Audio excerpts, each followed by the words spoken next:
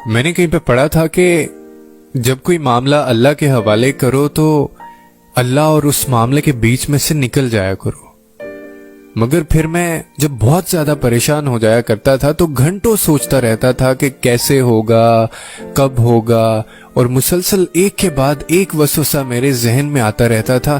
مگر اب اس وقت کو سوچوں تو بہت ہنسی آتی ہے مجھے، اور کبھی کبھی تو کہکا بھی لگا دیتا ہوں،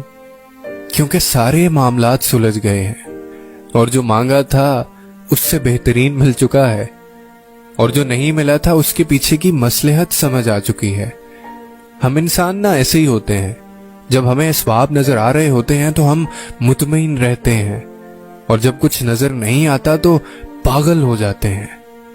وہ بھی سوچتے ہیں جو ہونا نہیں ہے۔ لیکن میں تمہیں بتاؤں،